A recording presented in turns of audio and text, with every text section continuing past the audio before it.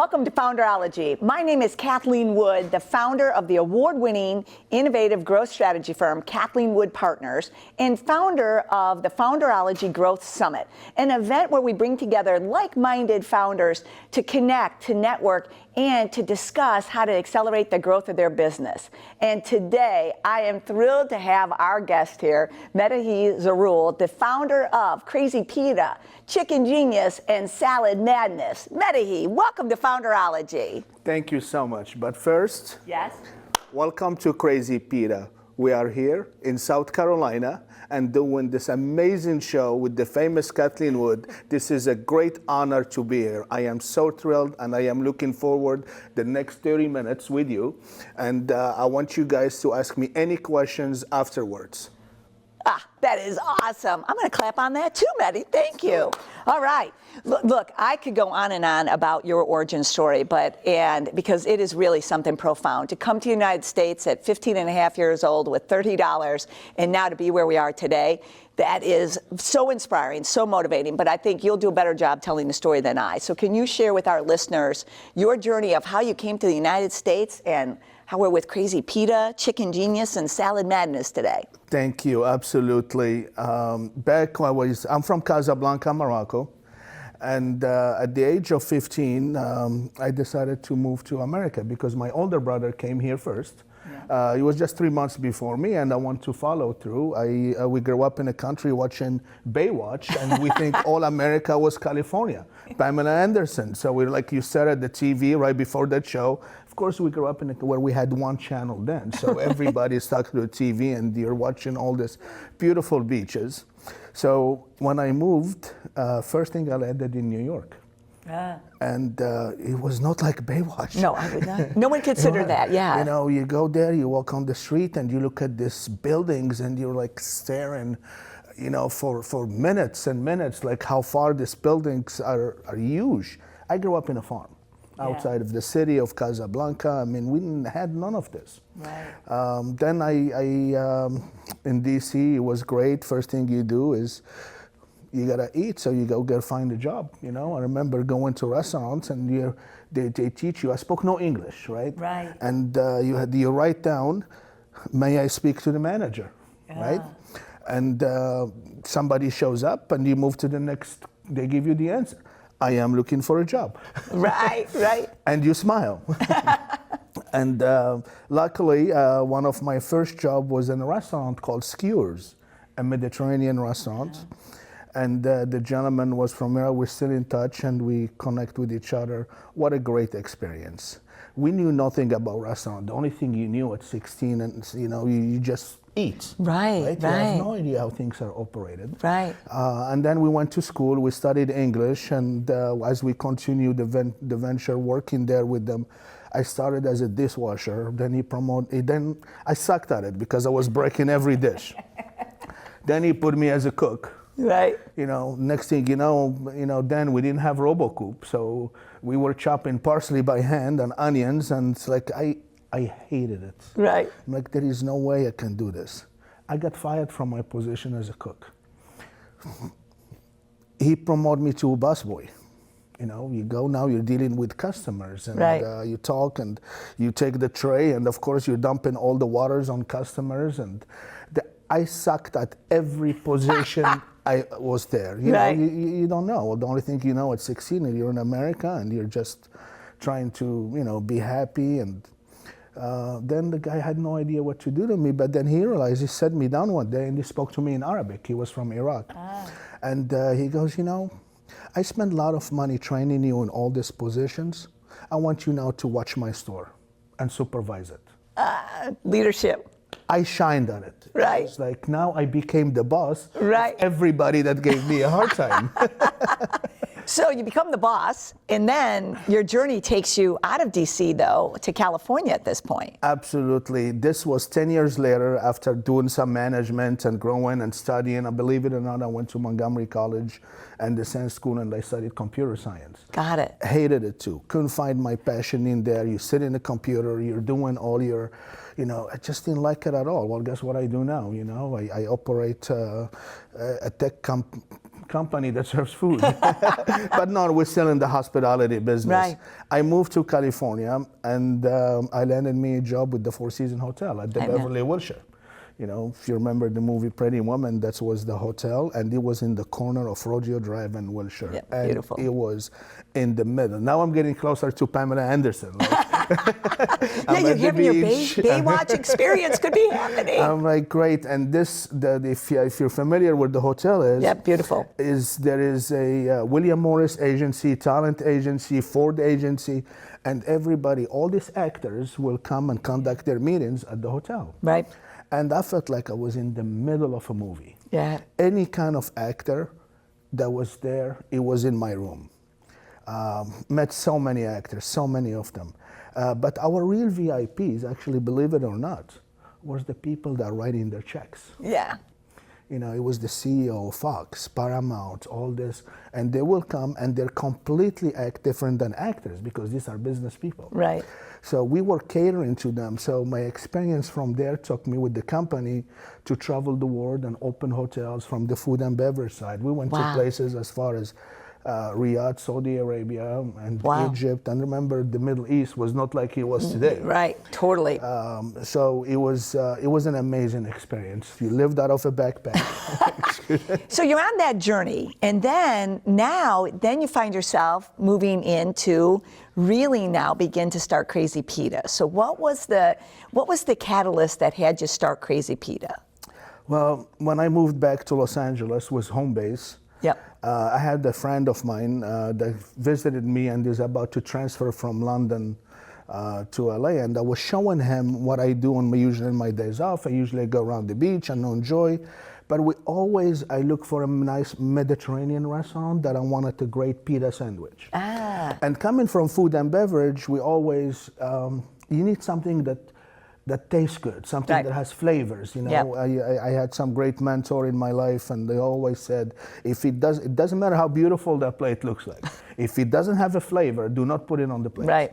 Oh, I love so I couldn't find the real, a lot of Mediterranean restaurants 30, 40 years ago were just come here, they just opened. It was just a business to make living, to pay your rent, and there was not actually a real culinary experience to it. It was not like, okay, I'm gonna make it like Chipotle style or make a chain out of it. And we stopped at the red light, and I told Chris, I remember, I said, you know what, I'm gonna go open me a pita shop. I love it. He looked at me, he goes, you're so crazy. Oh no. At the same time, we saw those two words. On my left-hand side, the Rayon Olympic, there was a restaurant, a sushi restaurant, very famous, called Crazy Fish with a K.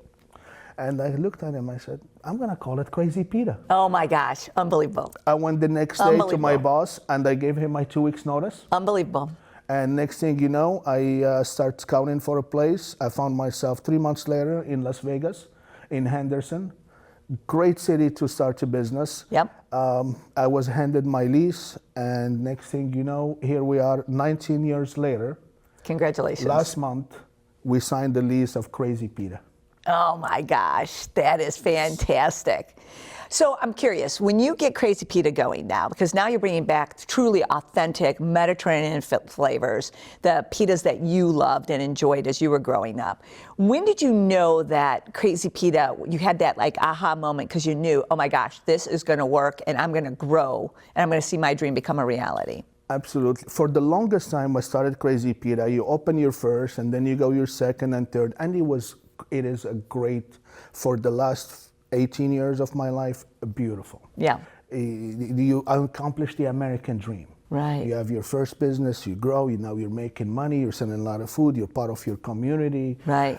You do so many things, and then we decided, just one day I was traveling to London, and they upgraded me to first class. And I mean first class, not a business class or anything like that. Top, it was a 747. They take you, sir. No, please come with us upstairs. Right. I got to London, and it was I didn't feel anything. My back didn't hurt. They gave you truffle, champagne, great food, and they calculated what it would take to. How much would it take? It was a lot of money, and I realized three restaurants, they're not going to cut it. So I decided to start franchising. Got it. So that's how you get into franchising. Yeah, and it was about now growing the company. I mean, we created a good lifestyle business. Right. And now we want to move it from lifestyle to legacy. Ah, I love this. And thankfully, in 2019, we kind of start with our FDD, with our operation manual. We got it all complete. And then 2020 comes. Right. March 17th, 2 days from now. Yep. COVID hit. Yep. Everything comes to a halt. Right. And you go, oh my God, what have I done? Right. What is all this? I closed all my restaurants, and it's coming up 5 years anniversary this Monday. I know. It was a moment where I just shut down, and I remember just, you throw the towel, there's nothing you can do, and you just pray. Right. At that moment, you just want to stay alive, close my restaurant, send all my staff. I had no idea how I'm going to take care of 50 employees. Right. I made the decision to close them and have them be on first in line to get the unemployment. Right. And I'm glad I made that decision. I didn't know. Right. I didn't want to die for anybody or anything doing this. Right. I mean, I'm like just the rest of people. Right. I don't want to die making a pita. Right. As many people were thinking, right. So everybody went home. We took all the food we had in the store. We gave it to all the employees. We divided it all equally. We kept some in the freezers in case we turned to zombies or anything. At least we had some food, some supplies. Yeah. And thankfully, a month later, the government came through for us. Yeah. You know, you test your government during emergencies, right? Mm-hmm. And they did amazingly when they came up and reopened the stores, and they pushed all these funds to start all over again. And I tell you, when we started doing the to-go only, my concept is fast casual. Right, exactly. So we were always trained to do to-goes. Right. And 40% of my business were to go. And right. during COVID, it became 100%. Right. And we were good at it. We were already experienced. My company that POS did then, they immediately built, I was one of their first fast casual, most of them in the hospitality. They built an online order for me immediately. So is that where Chicken Genius and Salad Madness come in? When do they come in? That came later on in life. Okay. So first you had to deal with making money and paying your rent and paying your employees. Right. So the online order came in and everybody was placing it online. I mean, we had lines and lines. The community came through for me during COVID. Right. We had people calling. They were saying, Medhi, we come in for dinner. Here is our credit card. When our food is ready, you call us. So and that's how we kind of Crazy Pita became part of community, and as we're growing now, we're taking that whole concept and we're duplicating it in other cities. Yeah, so a couple things I want to hit on. You've talked about, you started out in the brand was a lifestyle brand, and then now the goal is to make it into a legacy brand. And I think the other part that you're making, which is really good, is the fact that, you know, you're not one restaurant in the community, you're the community's restaurant, and that's what you're taking out to the community. And obviously the community responded during COVID, but you also had invested a lot in the community too, with all of your work in Henderson, with the chamber, with all the work that you've done with small businesses in Henderson, which I think is a really valuable lesson for the listeners, is that you can be working in your business, but you also have to be working on your business and in your community, because the community really does come through in crisis too, in good times and in bad. Absolutely, you couldn't say it any better. It's all about the people. Right? Yeah. And my business caters to two kind of people: my customers, my community. Anybody comes to my restaurants now and say, "Hey, Medhi, I need to support some sort of charity or organization." I never say no. Even if I don't have the money, I send them a tray of hummus and pita. That's at minimum. Yeah. And few years later, when after COVID, and then the challenges we've been going through the last 5 years, after COVID, then we were hit with the labor. Right? You couldn't find labor anywhere to work. Right. What did I do? I go and I find virtual cashiers. There you go. I was one of the first restaurants in the country that bring virtual cashiers. It was new to the people. Nobody knew. All of a sudden you walk in and you have this TV in front of you and you have a guy from overseas saying, "Hello, how are you?" I mean, it was freaking people out. Right. And some people, you have to. I couldn't find myself in all my stores. Right. You know, everybody in the front. You know, we work with a lot of 16, 17-year-olds in the front. Yeah. And if nobody wants to send their kids to work. They want everybody were protecting their kids. They would rather keep them at home. You know, nobody wants to die. And it was the unknown then. So I start embracing technology into our businesses, from the front of house, the back of house. So as soon as we start solving that little bit of the labor issue, guess what? We get hit again. With food costs, logistics.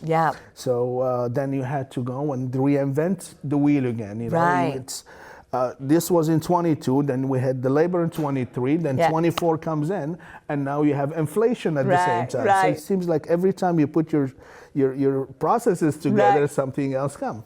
But thankfully, as restaurateurs, and you've been in the business again, we don't look for why it happened. We just go and fix it, and we move forward to the next thing. And that's how we are, and that's what we've been doing. You come through a wall, you just demolish it, or you go around it and you move on. So that kind of brings me to a couple of questions. You know, when you think about like your journey, you know, one of coming with, you know, $30, but then also as you've hit challenges, you found not only the solution to the challenge, but you've also found solutions that allowed you to scale more.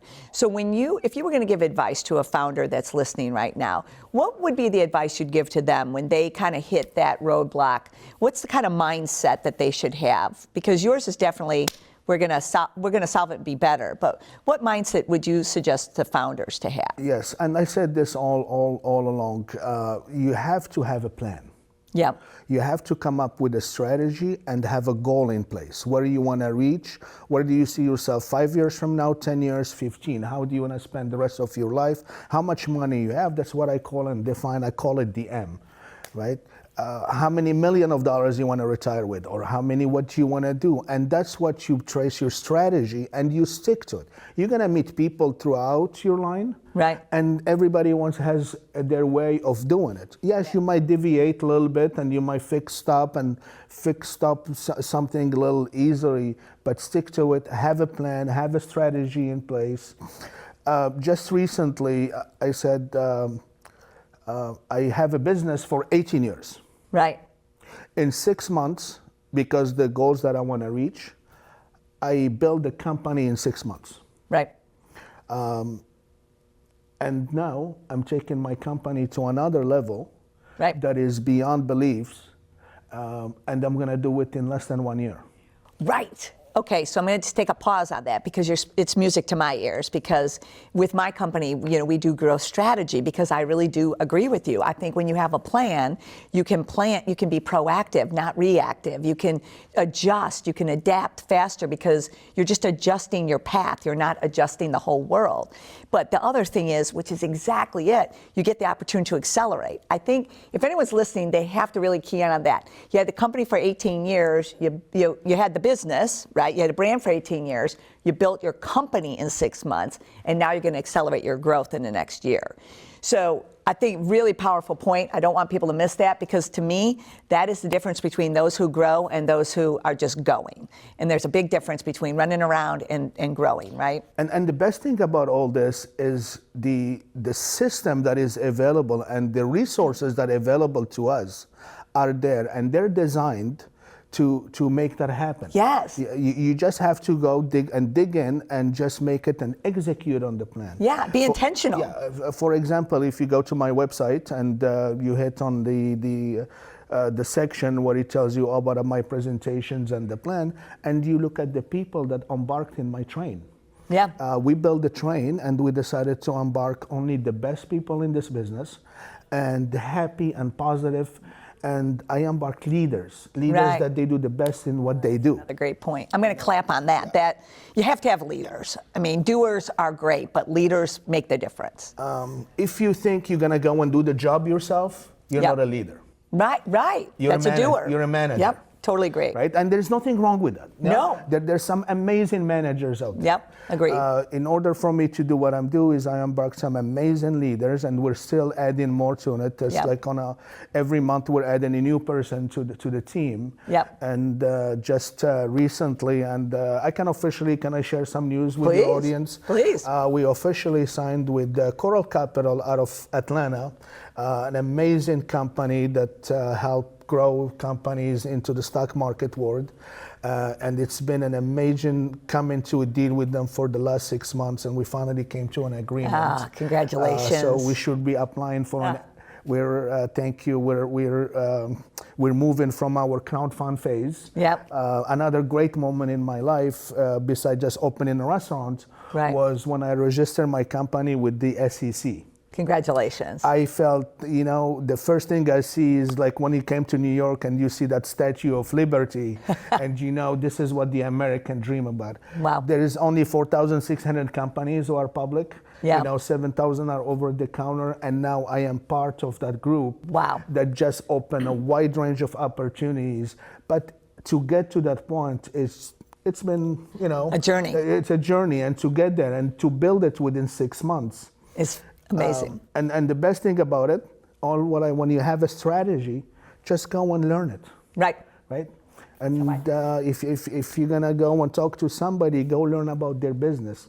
You are the quarterback. Yep. Right. Totally. And you want to embark people on, but you have to know what kind of job, and you have to give them the straight vision. Yep.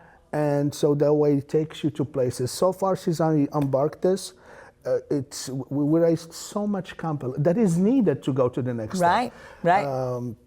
So Medhi, believe it or not, we're kind of hitting that point of our time right now. But I want to take a moment though, because I truly do want to recognize and say congratulations on the SEC registration. I mean, that if everyone's listening again, it is about having that plan, having that mindset that says, I can do this, I will do this, but most importantly, I plan to do this. So I want to say, I just really want to take that moment and really acknowledge you and your team and your leadership in getting yourself here. And we are now in our, what I call the Fast Five. We have time for 5 fast, can you believe how fast the time goes, Medhi? It goes, right? So we have 5 quick, fast questions. If somebody was coming to Crazy Pita, what is the one menu item you would tell them to eat at Crazy Pita? The mixed grill of chicken and steak skewers. Amazing. It's been our staple for all these years. Comes with 3 sides, the hummus, the salad, and I'm the only one in the country that does vegetable couscous the authentic way. I'm with coming to butternut Henderson squash for that. and zucchini. And of course with our famous fluffy pita. Okay. Number 2, what would be one word that you would use, just one word that you would use to describe your founder journey to date? Strong. Ooh, I love that. What would be one piece of advice you would give to a founder who's listening right now when they're on their journey and it's kind of been like this? What would be the one piece of advice you'd give to them? Strategy.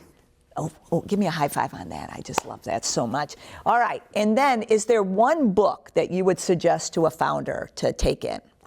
There is 2 types of people in the world. There's people that write books, and there's people that do things so people can read about.